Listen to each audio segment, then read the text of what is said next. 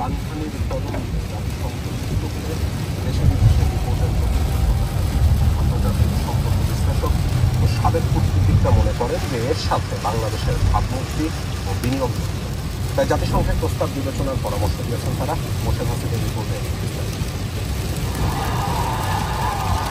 ছাত্রদের কোটা আন্দোলনের খবর এখন ছড়িয়ে পড়েছে বিশ্বজুড়ে।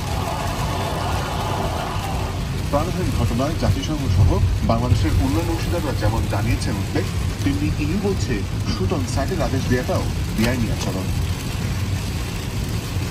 এমন পরিস্থিতিতে জনগণের আস্থা ফেরাতে জাতিসংঘের পক্ষ থেকে স্বাধীন তথ্য অনুসন্ধান মিশন পাঠানোর প্রস্তাব পাঠানো হয় প্রধানমন্ত্রীর কাছে। এমন অবস্থায় বিদেশি বন্ধুদের সাথে সবশেষ বিষয়ে পরামর্শ আগে বাংলাদেশকেই কাজ করতে দেওয়া হোক, সমুদ্র কিছু করতে চায় না বাংলাদেশ। বিদেশিদের কাছে আস্থা ফেরাতেই প্রয়োজন ঘটনার সুষ্ঠু ও নিরপেক্ষ তদন্তে। একটা বড় সংখ্যায় মানুষ মারা গেছে বাংলাদেশের মুক্তিযুদ্ধের পরে, কিন্তু এরকম ঘটনা ঘটে।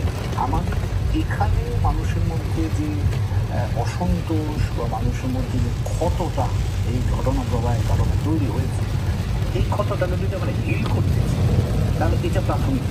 বিজলি কেবলস যে কোনো স্থাপনার বৈদ্যুতিক সংযোগকে রাখে নিরাপদ। বিজলি কেবলস, নিরাপদ আজীবন।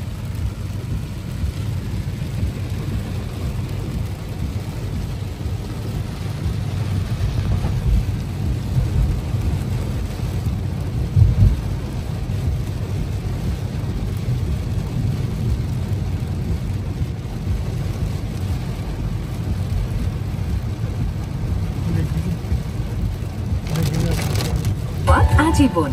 আন্তর্জাতিক সম্প্রদায় বাংলাদেশে যে ডিজিটাল ব্ল্যাক আউটটা হলো, এটা নিয়ে